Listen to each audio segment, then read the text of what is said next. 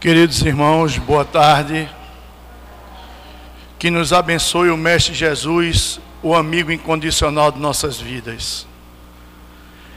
É com alegria que recebemos na tarde de hoje, nesta casa de oração e trabalho, o nosso irmão Tauá Gomes, da Federação Espírita Pernambucana, localizada no Espinheiro, que falará sobre o tema Caibar Schutel, o bandeirante do Espiritismo. Pedimos aos irmãos que porventura estiverem com o celular ligado, por gentileza os desliguem ou coloquem no módulo silencioso. E os passistas só precisam se dirigir à sala de passe após a palestra, durante os avisos finais. Façamos então a nossa prece de início de nosso aprendizado. Pai de infinita bondade e misericórdia, agradecidos estamos a Ti, o Pai querido, por ter enviado até nós o vosso Filho, o nosso Mestre Jesus, para nos servir de modelo e guia. E sentindo a presença do Mestre Jesus, porque Ele mesmo nos asseverou, quando duas ou mais pessoas estivessem presentes, seu nome ali tu se encontraria, é que te pedimos, Mestre querido, ilumina essa casa de oração e trabalho, onde se encontra à frente o amorável amigo Bezerra de Menezes e toda a sua equipe. Que essa equipe espiritual possa intuir o nosso irmão que irá usar da palavra e nós tenhamos ouvido de ouvir para colocar esses ensinamentos no dia a dia nas nossas vidas, através da nossa reforma íntima e caminharmos mais rapidamente, Senhor, em direção a Ti. Louvado seja o Teu nome, hoje, amanhã e sempre. Passamos a palavra para o nosso irmão Tauá.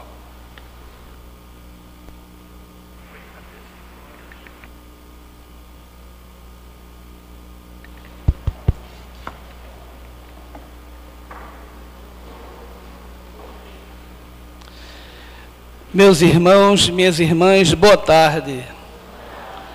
É com muita alegria que aqui estou mais uma vez nessa casa de oração e trabalho, para que juntos possamos estudar um pouco mais essa doutrina maravilhosa. E segundo Martins Peralva, divulgar a doutrina espírita é acender a lâmpada da esperança no coração das criaturas.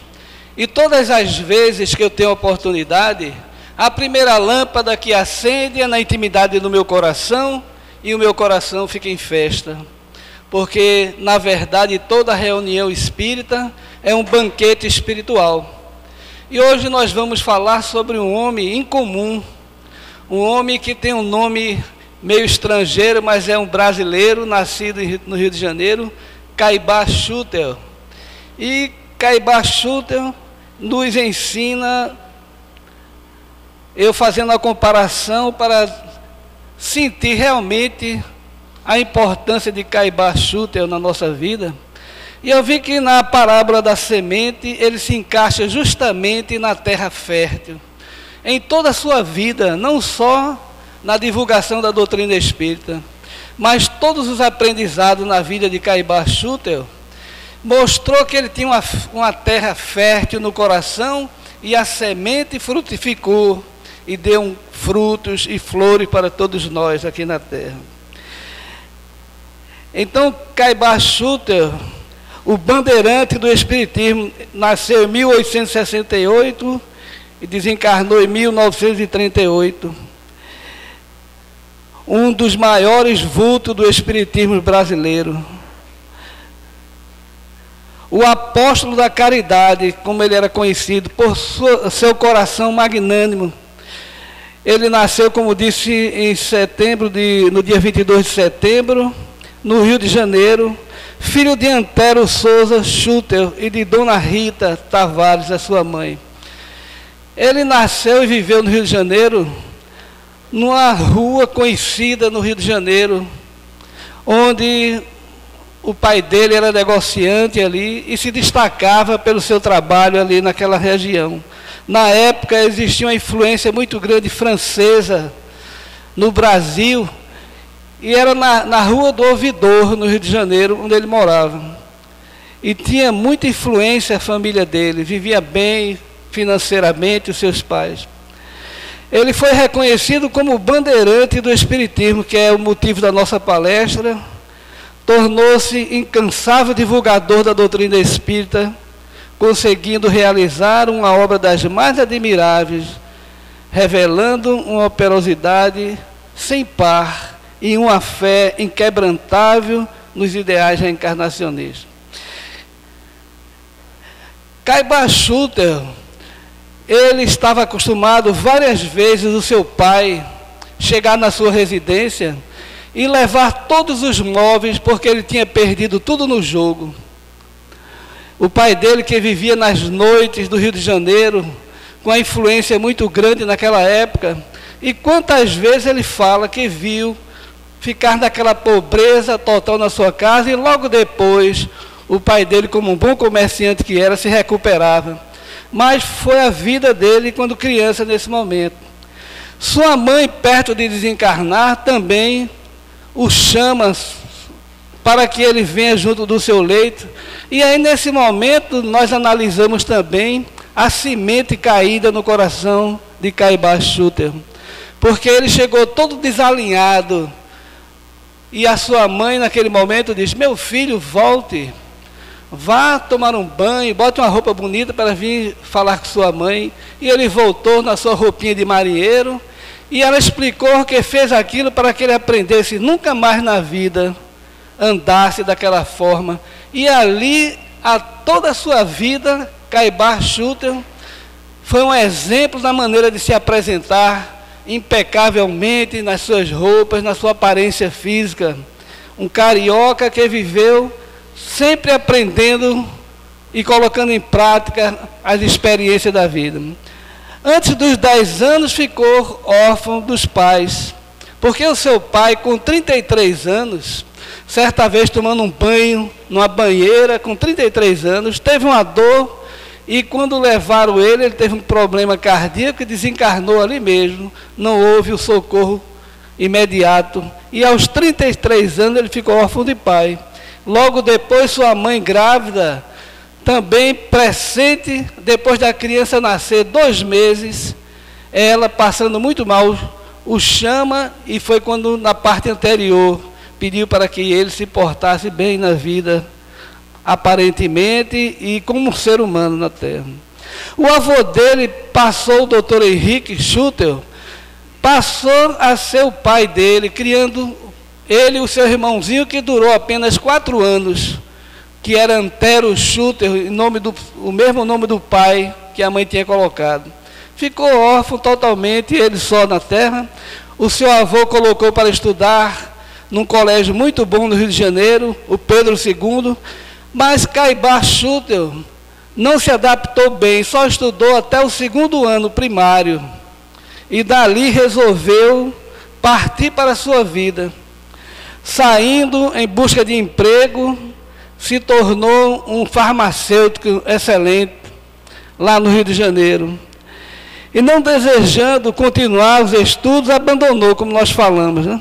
E passou a trabalhar como prático de farmácia de manhã até à noite. Mas Caiba Schutter parece que recebeu a herança do seu pai. E no Rio de Janeiro, naquela época que ele vivia, os jovens passavam a noite nas festas, nos sarais, e ele, ainda com aquela herança do seu pai, foi um jovem, como tantos jovens nós vemos hoje aqui na Terra.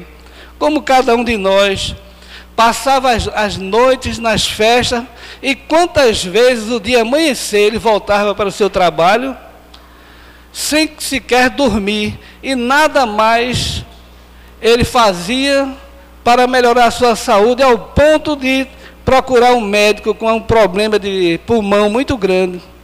Aos 17 anos, como ele já dominava bem a sua profissão, ele chega no médico e o médico diz: você tem que escolher, ou você continua aqui e vai morrer tuberculoso, porque a qualquer momento a tuberculose vai se instalar no seu organismo. Ou então procura uma cidade distante, um ar puro. E ele mais uma vez mostra a semente caindo no coração e ele tomando uma atitude na sua vida. Deixa para trás toda aquela sua vida de boêmio, vai na estação Pedro II, no Rio de Janeiro, e olha a última cidade que estava escrito na papeleta da estação e escolhe a mais distante, que foi Araraquara. E ali ele toma aquele trem, um jovem com sua bagagem, sem saber de nada que ia encontrar, aquele futuro que o aguardava. Quando ele chega em Araraquara, a primeira coisa que faz é perguntar onde é que ficava a melhor farmácia daquela cidade. Porque ele, como prático de farmácia, ele sabia da sua qualidade, do seu conhecimento. E assim foi na farmácia Moura, que era a farmácia maior daquele local de Araraquara, submetido a rigoroso teste, onde deveria aviar 3 difíceis receitas. Desincumbiu-se perfeitamente da tarefa e foi contratado. Mas Caibar Schutter era uma pessoa melindrosa. E naquela farmácia ele teve várias dificuldades com o patrão dele. E ao ponto de ele resolver deixar aquele emprego logo, não demorou muito. E o patrão foi atrás dele pedindo, dizendo que o espaço dele estava aberto, mas ele era tão assim melindrado naquela época, ainda não conhecia a doutrina espírita, orgulhoso, vaidoso, se sujeitou a empurrar um carrozinho de mão com mercadorias, levando mantimento para as casas, no emprego inferior.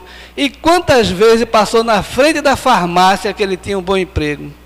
Dali Caibar Schutter começou a sua vida e conheceu Mariquinhas, que foi a sua companheira. E aconteceu um fato muito interessante, porque Mariquinhas morava em outra cidade, e era uma moça muito jovem, bonita, tinha muitos pretendentes, se envolveu com o rapaz, e nesse envolvimento o rapaz a deixou, e naquela época, uma moça que vivia com um homem sem casar, foi um escândalo, ao ponto dela ser mandada embora do seu próprio lar pelos seus pais. Foi aí que ela foi morar em Araraquara e conheceu Caibar Schutter. Caibar Schutter, já naquele tempo, não existia preconceito no seu coração. Vendo aquela jovem, bela, mas numa situação natural como qualquer outra jovem poderia, esposou-la e passou a viver com ela, voltando para o lar da sua própria companheira, para que ela estabelecesse a relação de amizade com seus pais mais uma vez, dando dignidade a dona Maria Elvira, que era chamada por Mariquinhas. Dessa união não houve filhos, tendo a consorte precedido o velho Schutter na vida de além-túmulo. Em outras obras dizem que ele foi antes dela. Eu não sei qual o correto, eu coloquei esse, mas na biografia tem 2 informações diferentes. Então Caibar Schutter passou dali a morar em Matão, que era uma cidade, pelo nome já diz, era muito mata, uma mata fechada, tinha muita caça, e ali ele começou realmente o seu trabalho profissional. Fundou ali a farmácia dele e passou a viver como católico que era naquela cidade, com sua esposa. E hoje Matão, isso é uma foto de Matão hoje de um lago que tem conhecido, mas é uma cidade bem moderna, mais moderna até do que essa foto que nós mostramos aí. Lutando para que a cidade se emancipasse do município de Araraquara, Caibar Schutter contribuiu de modo decisivo para que Matão subisse a categoria de município, tendo sido o primeiro presidente de sua Câmara Municipal em 1889. Então, como político, ele também foi uma pessoa, a própria Câmara dos Vereadores, ele que cedeu, conseguiu levantar esse prédio com seu próprio custo. Na política, ele era respeitado também, e foi aí 2 vezes prefeito de Matão, na história da vida de Caibar Schutter. Ele fundou também, como católico que era, viu que em Matão não existia uma igreja, e ele construiu uma igreja que essa é apenas uma ilustração que nós colocamos, não é a igreja que ele construiu. é apenas uma foto para simbolizar.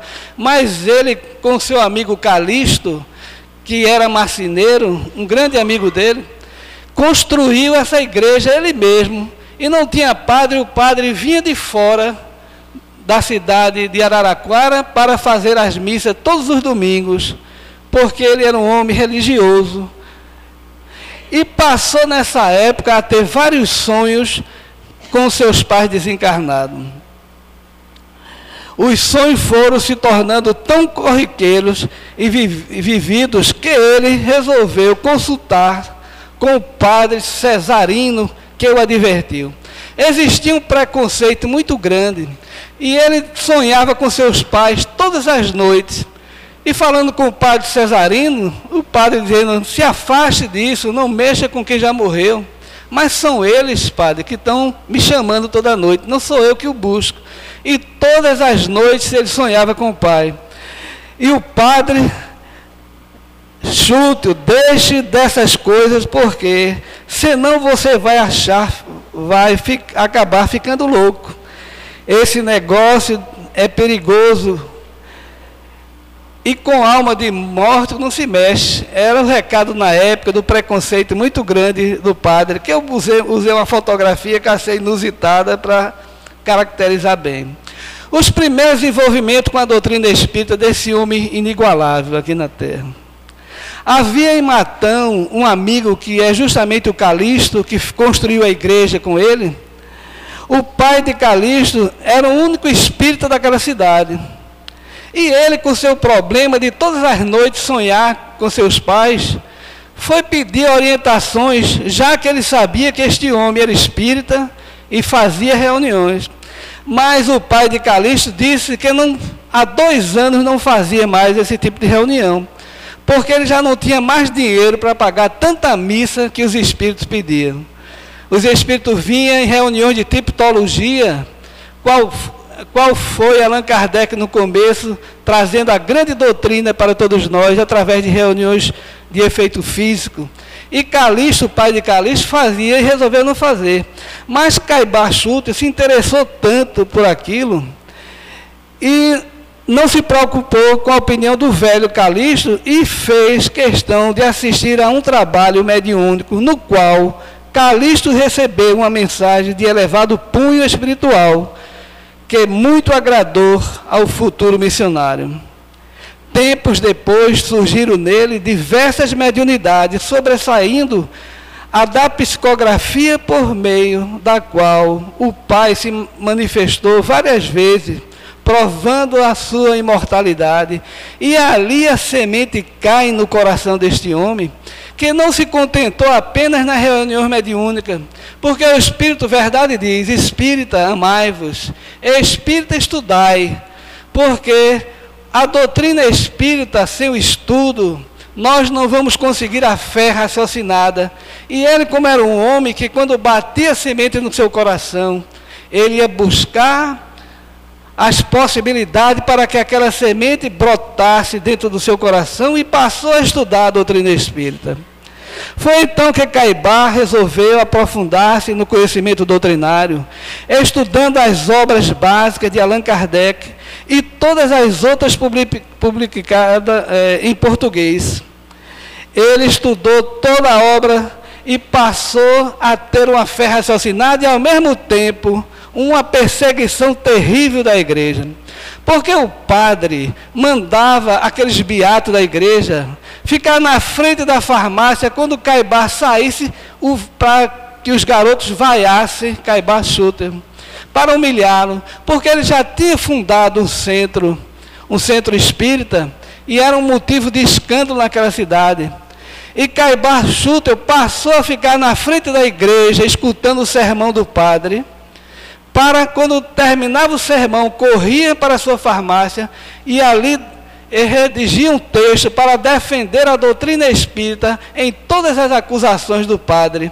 E aí ele fundou um jornal, que é um jornal muito conhecido aqui pelos espíritas, o Lampadário, né?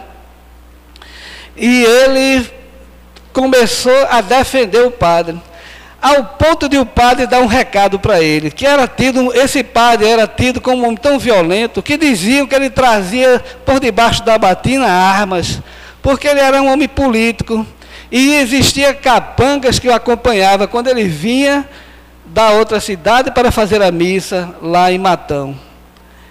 Diga ao Schutel que vou a Matão especialmente para lhe dar uma surra de relho e ensiná-lo a nunca mais se meter com esse negócio de espiritismo.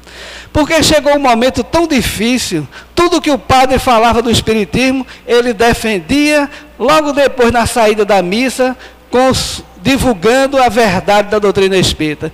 E passou a ser um problema para a Igreja Católica naquele momento. Mas ele, quando recebeu esse recado, ele que era um homem corajoso, disse: bem, você que me trouxe o recado, está vendo esse pau que nós estamos colocando para proteger a nossa porta? Diga ao padre que ele vai receber as mesmas homenagens que ele me der, vai receber com juros e correções monetárias. Que ele venha preparado, porque o que ele trouxer vai receber. Então, Caibar Schutel era o ponto de dar a sua própria vida, enfrentar problemas, para que a doutrina espírita se estabelecesse aqui na Terra como um verdadeiro bandeirantes da doutrina espírita, abrindo caminhos para o futuro, para que nós pudéssemos receber essa doutrina como hoje temos aqui na Terra. Mas houve uma surpresa. Quando o padre chegou na sua charrete e parou na frente da igreja, ele disse para sua esposa: Mariquinhas, prepara-se, que vai haver barulho. O padre Cesarino está aí. Então ele já estava preparado para aquela briga que ia existir naquele momento. Porém, o vigário chegou com a mão ferida, sangrando, pedindo a Caibar um curativo urgente. Porque quando ele vinha, segundo Caibar Schutel, disse que foi dedo dos espíritos para evitar aquela tragédia. Quando ele vinha, viu alguma caça, porque em Matão a caça era abundante, e o padre parou a sua charrete e foi tentar matar aquela caça. Não conseguiu, ele colocou a mão no cano da espingarda e o outro no gatilho. O cavalo se espantou com alguma coisa e ele atirou na própria mão e chegou com a mão esfacelada para Caibar Schutel. Naquele momento vai buscar 2 taças de vinhos, comemora porque não houve aquela briga e curou ele daquele ferimento no seu braço. Mas não ficou só aí. Houve um acontecimento que em todos os centros do Brasil, em toda a mídia do Brasil, foi conhecido na época. O dia em que o padre Cesarino tentou atear fogo no Centro Espírita Amantes da Pobreza, que era o centro espírita onde Caibar Schutel fazia sua grande obra. Ele mandou um recado pelo um delegado. Veja o poder da igreja naquela época. O próprio delegado chegou para Caibar Schutel e disse: se prepare, porque o padre disse que agora, na Páscoa, vai passar a procissão na frente do seu centro, e se tiver aberto, vão quebrar o centro e tocar fogo em tudo. E Caibar Schutel, nesse dia, diz: não venham para o centro as mulheres e as crianças, venham só os homens. E naquela noite, aquela procissão parecendo a Inquisição, as pessoas com paus na mão, com tocha de fogo, o padre à frente. Quando vai chegando na frente do centro, todos esperando aquela tragédia, um advogado que morava na frente do centro, muito conceituado em Matão, que a sua esposa estava em trabalho de parto naquele momento, sai para ver aquele barulho, e enfrenta o padre e diz que ninguém vai tocar no centro. E foi de uma maneira tão forte que ele ameaçou, que aquela procissão houve um estouro, as pessoas caíram, recuaram correndo, o padre voltou com a batina toda rasgada, porque fugindo daquela situação, e ele foi a reunião mais tranquila que houve no centro, desde que ele fundou, segundo ele. Mas no dia seguinte, numa reunião mediúnica, os espíritos passaram a dizer que ele era um homem de pouca fé. Você é um homem de pouca fé. Onde estava a sua fé? Porque você estava na gaveta do seu centro espírita com armas, Quando ele disse para todo mundo ficar homem, ele disse antes da reunião, quando fizesse um sinal, era para todo mundo deitar no chão, porque Caibá Chuta já estava com armas dentro da gaveta, na própria tribuna espírita, para defender a doutrina espírita. Vejam que homem ousado e corajoso. Mas esse rélia que ele levou dos espíritos, ele chorou muito porque arrependido de não ter confiado, e passou a ser uma pessoa respeitada.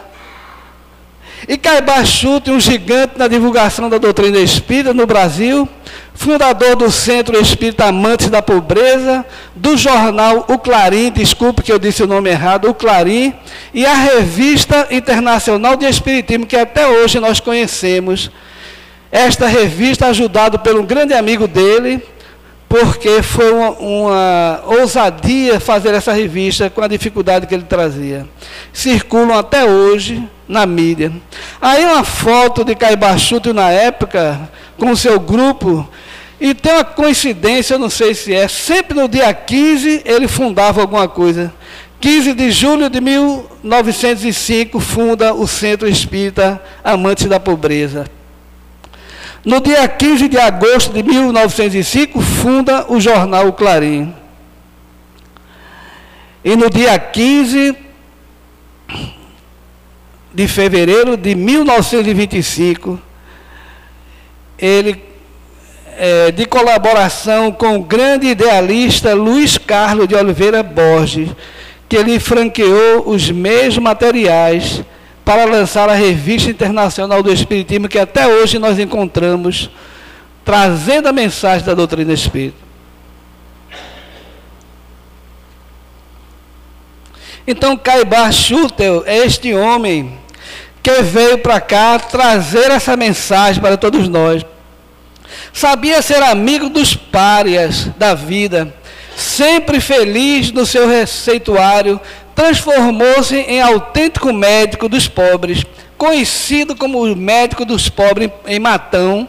Foi uma das pessoas mais conhecidas em Matão hoje, um dos fundadores praticamente da cidade.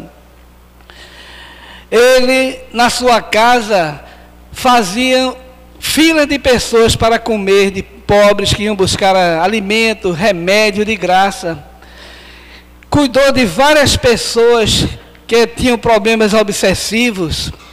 Existia um homem que andava em Matão, que vivia sujo pela rua, tido como louco. As crianças jogavam pedra e sorriam, brincavam com ele, porque ele era o louco da cidade. E certa vez ele cuida desse homem, fazendo um trabalho de desobsessão, e ele passou a ser um homem normal, e terminou os seus dias trabalhando no centro, como um homem perfeito, e ele mostrando a influência dos espíritos naquela situação. Outra senhora que o marido levou louca, praticamente louca, uma senhora negra naquela época, e ele cuidava dela, e ela de um dia para o outro sumiu da cidade. Um caçador a encontrou 4 dias depois, dentro da mata, estática, dos olhos arregalados, cabelo arrepiado naquela situação. Parecia uma pessoa de outro mundo, na verdade. Disse, e o Caibá Chuta foi lá, resgatou essa senhora, e ela voltou a ter uma vida normal, através do trabalho de desobsessão que ele fazia naquela época. E nunca mais a senhora teve problema. O sentimento de amor ao próximo teve nele um modelo digno de ser imitado. Atos de desprendimento, como nós falamos, e de renúncia eram coisas comuns para ele. Polemista, nós já sabemos pelas as enfrentadas que ele dava diante das situações. Os próprios adversários do Espiritismo não tinham coragem de atacá-lo, tão grande era a sua projeção moral. Era um homem que se impunha pela sua maneira, sua ética, pela sua coragem.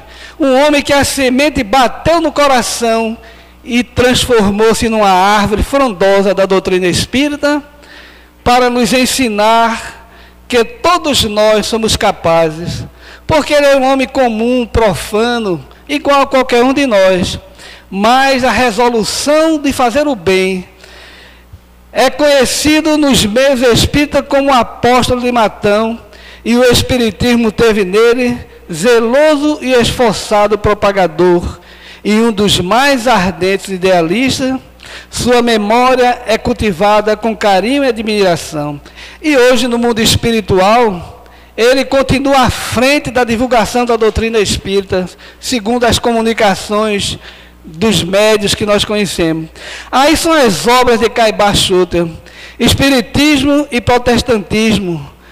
Tudo isso era depois de uma matéria que ele fazia questionando algum assunto sobre Espiritismo e Protestantismo. Dali surgiu uma obra depois, como História e Fenômenos Psíquicos, O Diabo e a Igreja, Espiritismo, e aí tá, vocês daí têm mais facilidade de ler do que eu aqui. Essas obras todas de um homem que veio na sua simplicidade, numa cidade de interior, mas altaneiro no seu propósito, inigualável no seu esforço e no seu trabalho de comunicação. Um fato interessante quando ele desencarna também, que ele, quando volta à pátria espiritual, cercado da consideração de seus familiares e de numerosos espíritas, desencarnou no dia 30 de janeiro de 1938. Mas no dia 13, ele que já vinha com problema cardíaco, dores muito grandes, não conseguia se locomover, nem deitar plenamente, porque ele sentia dores no coração, ele tinha que dormir numa cadeira espreguiçadeira. Mas nessa noite do dia 13, ele levanta, e aquela senhora que trabalhava com ele, dona Claudinha, se eu não me engano, ficou espantada de ver ele andando dentro de casa. Ele disse: mas seu Schutter, o senhor não pode nem andar. E notou que ele estava muito emocionado, os olhos cheios de lágrimas, e ela insistiu o que aconteceu, ele não queria dizer, calado, calado. Depois dela muito insistir, ele disse: eu vou dividir com você, porque se eu for dizer isso, vão achar que eu estou louco. Mas Jesus acabou de vir aqui me visitar.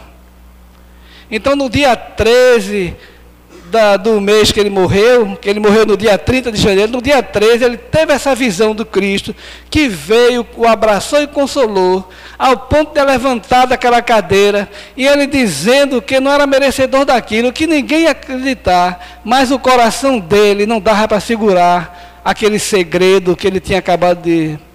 Então, no dia que ele desencarna, ele tinha uma garotazinha de 4 ou 5 anos, que estava com um problema dentário, chorando muito naquele velório, porque o corpo ficou sendo velado justamente no Clarim, o jornal Clarim.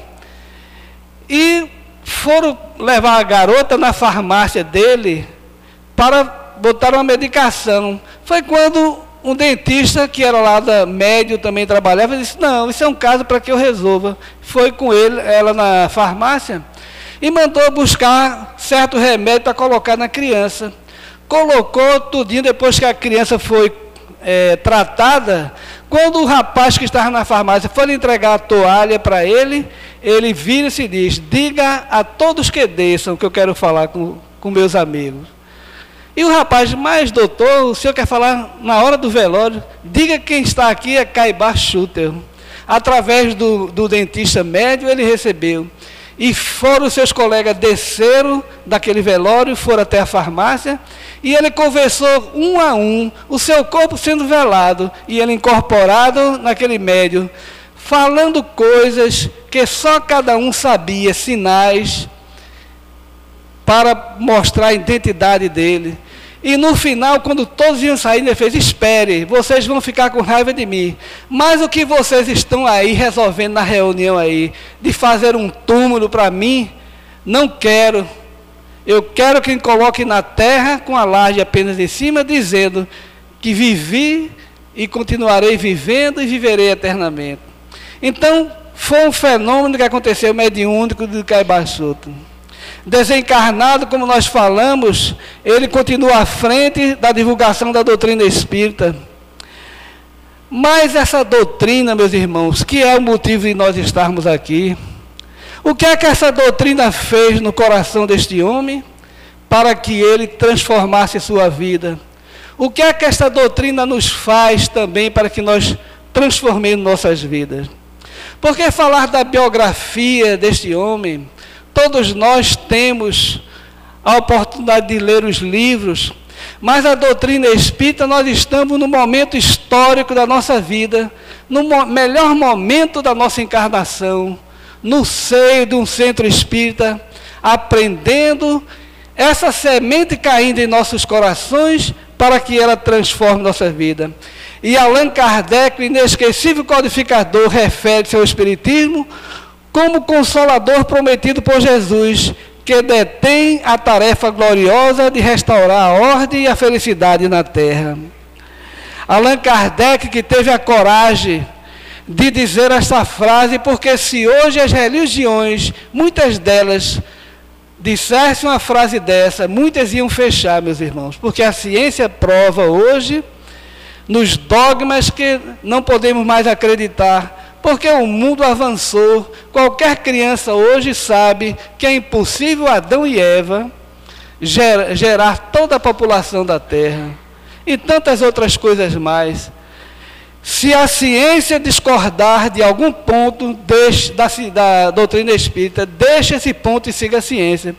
Com esta frase corajosa, até hoje, segundo Divaldo Franco, que viaja em todos os pontos do planeta, ainda não chegou sequer um cientista só para discordar da doutrina espírita. Um tempo atrás, quando André Luiz trouxe a obra, se eu não me engano, O Mecanismo da Mediunidade, houve intervenção dos cientistas dizendo que havia um erro no que André Luiz tinha dito, porque aquele tipo de planta, se eu não me engano, não era gerado daquela forma. E hoje a ciência mostra que os cientistas estavam enganados, que é realmente como André Luiz disse. E quantas informações ainda hoje a ciência materialista ainda não consegue compreender. E futuramente nós vamos, porque hoje os neurocientistas são verdadeiros apóstolos aqui na Terra, para trazer a mensagem de Deus de uma forma raciocinada, porque a doutrina espírita, com seu caráter científico, vem trazer a religião lado a lado à ciência, dando-nos a fé raciocinada, nos ajudando, já que nós não temos muitas vezes a terra fértil no coração que tinha Caiba Schutel, para que nossa convicção seja plena e para que a doutrina espírita faça a grande transformação dentro de cada um de nós. Porque aquele que vem numa casa espírita em busca da cura do corpo está equivocado, porque a proposta da doutrina espírita não é curar corpo de ninguém. A proposta da doutrina espírita, como a proposta de Jesus, é curar nossas feridas morais, nossas almas. E os neurocientistas provam hoje os ensinamentos dos espíritas. Como o Dr. Deepak Chopra nos diz, abra o vosso coração enquanto é tempo, senão o cirurgião fará isso por você, numa sala de cirurgia, literalmente, colocando uma ponte safena, abrindo nosso coração com bisturi. E Dr. Deepak Chopra, que não é religioso, diz: tenha compaixão com os outros, sejam fraternos, porque a doença hoje está provada pelos cientistas que é fruto da nossa maneira de pensar. E Caiba Schutel já viu nessa doutrina esses ensinamentos e lutou contra até a sua própria vida, colocou em risco para que essa mensagem libertadora chegasse a cada um de nós de forma racional e a fé raciocinada se restabelecesse dentro dos nossos corações. Então nós vemos o Dr. Bruce Lipton, por exemplo, que é um médico que tem nos Estados Unidos um livro, A Biologia da Crença, que todos nós temos acesso na biblioteca, aqui deve ter, que fala da inteligência das nossas células, que quando nós estamos pensando, por exemplo, agora, a essência do nosso pensamento, nossas células são inteligentes e leem o sentimento real do nosso pensar e injeta os neuropeptídeos na corrente sanguínea, que vai ao encontro de trilhões de células que compõem o nosso corpo físico, para que ali no meio daquelas células todas, encontre uma que esteja fraca, que não tenha possibilidade, e o micróbio e a bactéria, aí começa o seu trabalho. Mas não foi o micróbio e a bactéria a razão da nossa doença. O micróbio e a bactéria foram desmoralizados pelos neurocientistas. Nossa maneira de pensar é a razão das nossas doenças. Então não existe na Terra, nem no cosmos, um ser sequer doente por não ser pela maneira errada de pensar. E muita gente diz, mas como responder uma criança que já nasce com um câncer na cabeça se não teve nem tempo de pensar? A doutrina espírita nos explica que aquela criança é um velho que pensou, que muitas vezes deu cabo à sua vida com um tiro estourando seus miolos. Então todos nós que estamos aqui demos um impulso em algum tempo da nossa vida, se não nessa vida, em outra. Mas toda a nossa vivência hoje, a nossa dificuldade material, a nossa dificuldade dos relacionamentos, as nossas doenças, é o resultado de um impulso que demos em algum ponto da nossa vida. E nós sabemos de uma história que Chico Xavier conta que em Uberaba chega aquele pernambucano com a criancinha excepcional no braço. E ali naquele momento, todos os espíritos, assim como nós, ficávamos calados, mas pensando, e Chico Xavier captando o pensamento de todos. Onde este homem errou para vir esta filha com esse problema nos braços? Porque nós costumamos julgar os outros quando vem com um problema físico, e quantas vezes nós pensamos, puxa, fez alguma coisa para vir com esse problema no braço, na perna. Nós não pensamos assim, porque a doutrina espírita nos dá a consciência da ação e reação.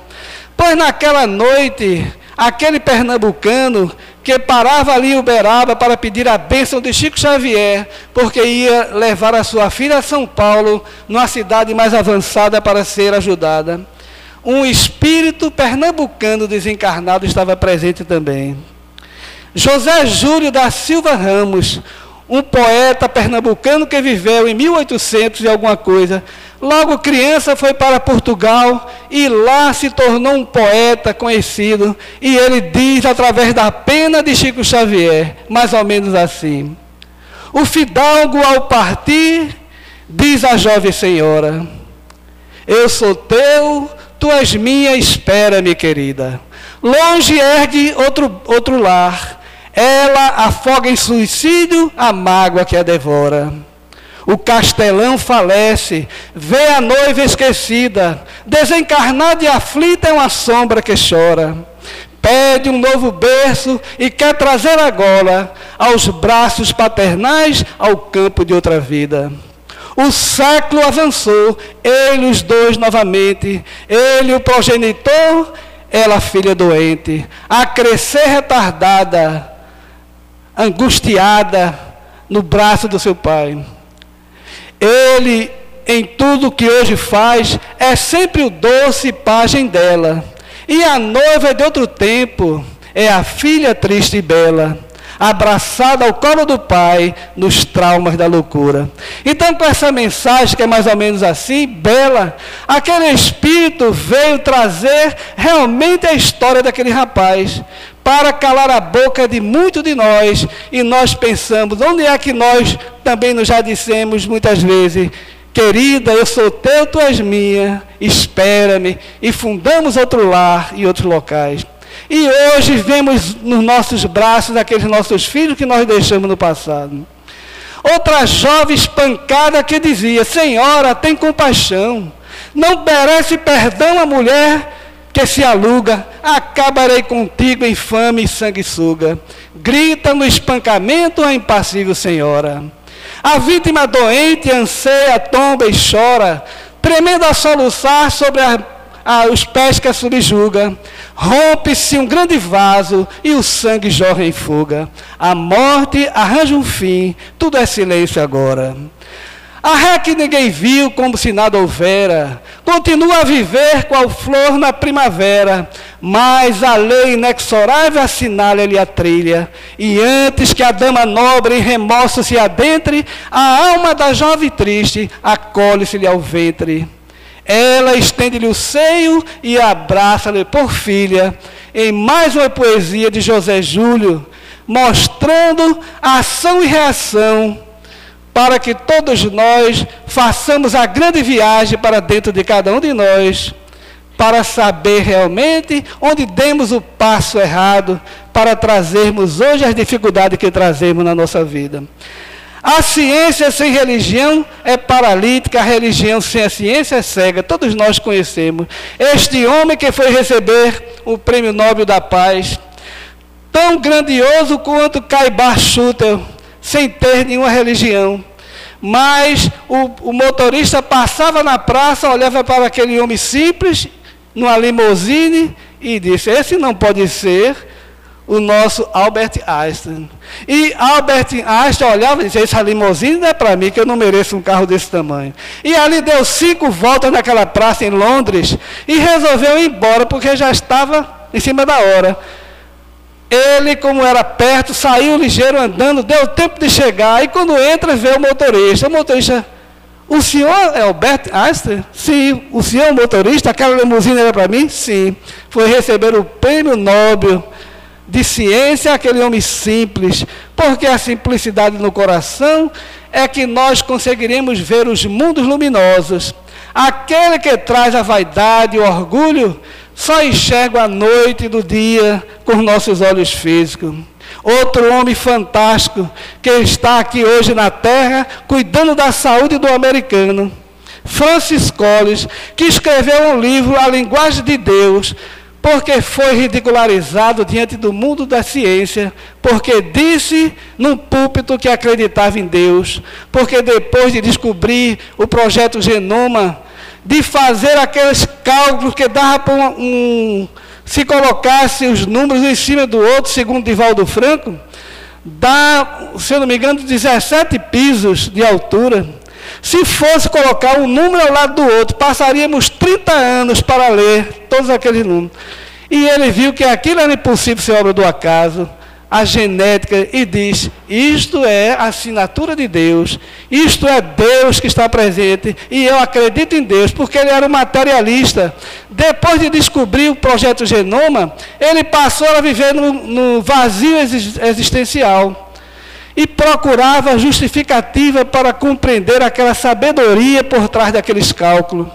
Foi quando na igrejinha evangélica, na sua rua, um pastor protestante lhe disse: eu não entendo de ciência, doutor, mas aqui este livro vai lhe mostrar. Um livro que foi presenteado a ele, e ali estava a resposta de Deus. Este Deus cósmico que todos nós aprendemos na doutrina espírita. Então, meus irmãos, nós somos aqueles que renegamos o Cristo, e é chegada a hora de reconhecê-lo como divino pastor. A felicidade anda ao lado e nós ainda não vimos. Ela está nas coisas simples, porém preciosas, como o ar que respiramos, o movimento do nosso corpo, o choque das emoções no dia a dia com o nosso filho rebelde. Mas todos nós, além de tudo isso, a doutrina espírita vem nos mostrar que somos seres imortais, que ninguém morre, que nós permaneceremos vivos, embora tudo possa acontecer com cada um de nós, mas nós continuaremos vivos. E tem muita gente que tem medo de morrer. Quem é que tem medo de morrer aqui? Podia levantar a mão? Pouca gente. Eu também não levantava a mão, mas agora eu levanto as duas, se for possível, porque eu já passei por situações perto de morrer, e a gente vê que, na verdade, vocês têm razão, ninguém tem medo de morrer.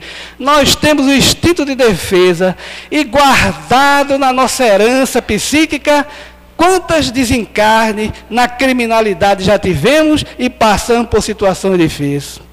Mas chovia quase que torrencialmente, e um casal já bem velhinho trocavam juras contente.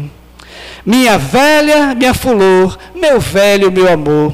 E naquele temporal, um caboclo se aproxima da janela e fica escutando aquela troca de amor sem igual. Eu te juro, minha véia, se a morte vier te buscar, eu vou pedir para ela para ir no teu lugar. Oxe, velho, assim digo eu que vou no lugar teu. Não, véia, minha sorte. Eu vou pedir para ela e vou pedir dizendo: leva o velho primeiro, morte. O caboclo que escutava aquele maior trela-trela, resolveu dar um bufete bem no meio da janela e gritou: vamos ligeiro? Qual dos dois eu vou levar primeiro? Aproveite então com sorte, aqui quem fala é a morte. Pense numa corredeira, os dois quebraram a porta do fundo, saíram naquele aguaceiro, nem bala pegava os dois. Só 3 semanas depois, os dois voltaram do norte, com os olhos abuticados, o cabelo arrepiado. Pense no medo da morte. Essa é uma poesia de Merlano Maia, que eu gosto muito, que retrata realmente esse medo de morrer, por mais corajoso que somos. E eu tenho uma amiga que ela tinha 73 anos, já deve ter desencarnado, porque eu conto essa história há muito tempo. Quem já escutou, me perdoe, mas eu acredito que se um só não escutou, vale a pena, porque desencarnados tem muito aqui. E ela me encontrava e dizia: mas tal, eu tenho 73 anos, eu queria estar no nosso lar. Eu não tenho mais o que fazer aqui, já criei neto, filho, já sou viúva. Eu queria estar no nosso lar, vou litando, de calma, mulher. Tu está com o pé na cova, com 73 anos, aguarda que daqui um dia a gente está lá. E ela me encontra certo dia e diz: mas tal, eu lembrei de você, tu não sabe o que aconteceu. Eu fui para Maceió numa excursão espírita e voltava de madrugada sonhando com o nosso lar. Ah, nosso lar.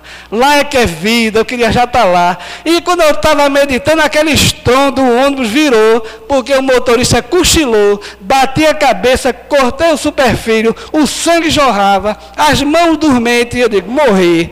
E passei a procurar meu corpo, mas não achava. Mas eu sabia que muita gente perde o corpo e não lembra, não vê.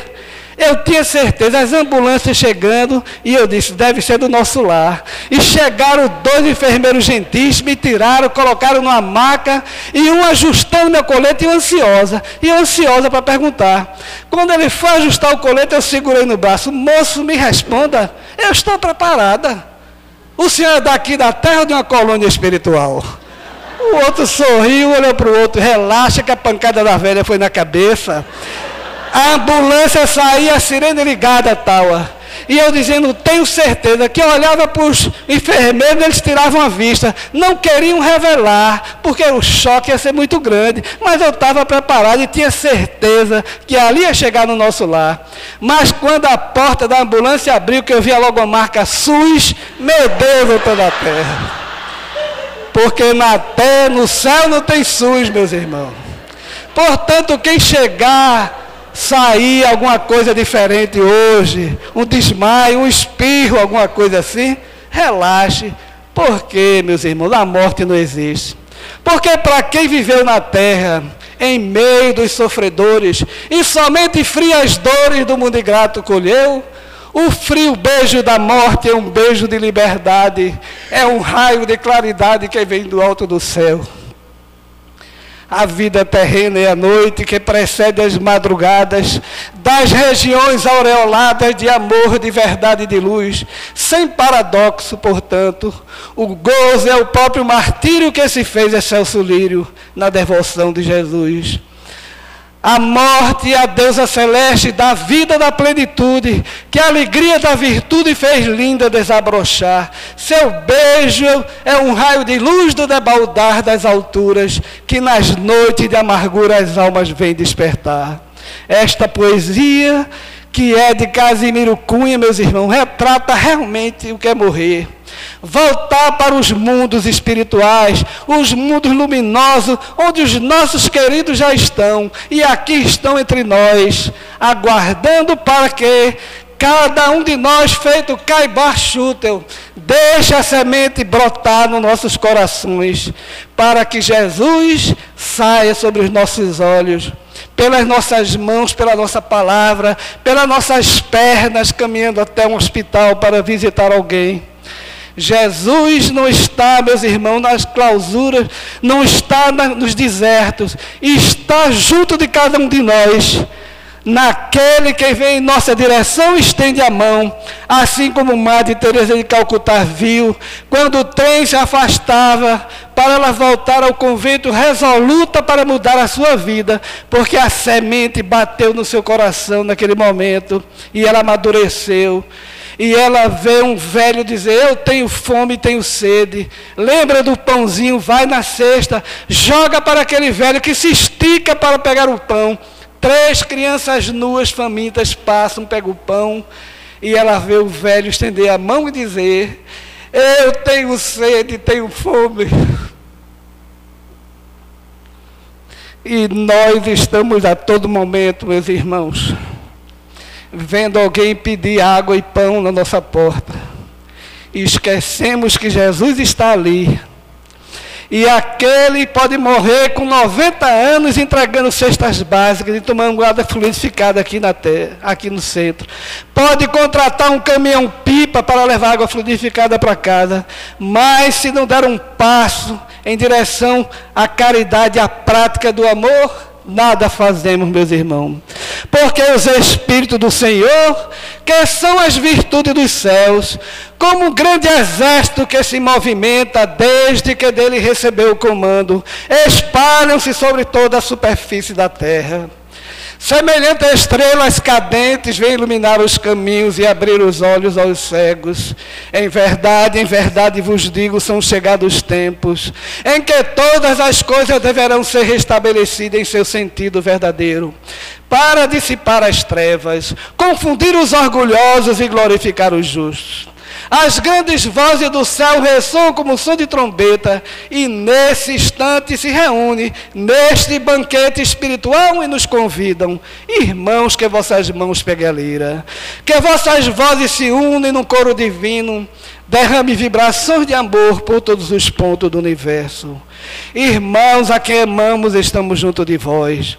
Amai-vos também uns aos outros, e dizei do fundo do vosso coração, fazendo as vontades de Deus que está no céu: Senhor, Senhor, Senhor, e seremos dignos do reino do céu. Esta mensagem que encerra a nossa tarefa na tarde de hoje é a síntese da doutrina espírita ditada pelo Espírito Verdade. Está na abertura do Evangelho segundo o Espiritismo. Volte para os vossos lares de cabeça erguida. A paz virá, a felicidade brotará dos nossos corações, mesmo em meio ao caos, porque é do pântano que floresce o lótus. Muita paz, muito obrigado.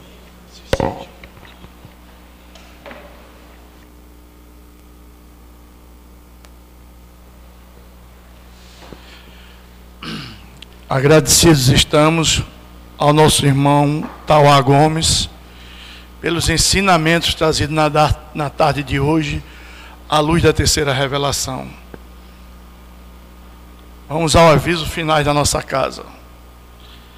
Acesse o site da nossa casa, www.casadosumildes.com, com transmissão direta de 2 reuniões por mês. Lá os senhores encontrarão os links da Federação Espírita Pernambucana, Federação Espírita Brasileira, TVC, Rádio Boa Nova, o blog do Bruno Tavares também. Tem também Mansão do Caminho com Divaldo. Então acesse www.casadosumildes.com. Acesse também o website do Bruno Tavares, que é bruno-tavares.zip.net, com a TV e a rádio espírita online 24 horas. E a parceira do website do Bruno, e a parceria do website do Bruno com a revista O Consolador, uma revista semanal sobre o Espiritismo. Todo domingo às 16 horas temos a reunião da Mocidade Espírita, os jovens compareçam. E temos também a evangelização infantil, os pais tragam as suas crianças. Amanhã, segunda-feira, às 19h45, teremos reunião de consulta espiritual. Na reunião de terça-feira, às 20 horas, teremos o palestrante convidado, o nosso irmão Inaldo Neri, do Grupo Espírita Caminheiros da Verdade, que foi lá o estudo do Livro dos Espíritos. Todas as sextas-feiras, às 20 horas, temos aqui na casa os estudos espíritas. Na primeira sexta-feira, temos André Luiz e a vida no plano espiritual. Na segunda sexta-feira, temos Allan Kardec, o educador e o codificador. Na terceira sexta-feira, temos Joana de Ângeli e a psicologia espírita. Na quarta sexta-feira, a filosofia espírita na obra de Leon Denis e Herculano Pires. Campanha do Quilo, todo o primeiro domingo do mês, das 8 às 11 horas. E visite nossas vovozinhas diariamente a partir das 14 horas. Então, meus irmãos, vamos encerrar nossa reunião fazendo nossa prece de nosso aprendizado. Que nosso irmão Tauá possa levar o abraço fraterno dos que fazem a Casa dos Humildes, lá para a Federação Espírita. E agradecemos ao nosso irmão pela belíssima palestra. Pai de infinita bondade e misericórdia, agradecidos estamos, Senhor, por estarmos aqui reencarnados, por essa oportunidade de aprendizado, esses ensinamentos que Tu nos traz no dia a dia das nossas vidas. Que nós tenhamos a coragem e a perseverança no exercício dos mesmos. Não basta só aprender. São palavras soltas ao vento se nós não vivenciarmos. Dá-nos perseverança, Senhor, para colocá-lo no dia a dia das nossas vidas. Na certeza que Tu estás sempre a nos amparar, intuindo nossos guias, nossos protetores.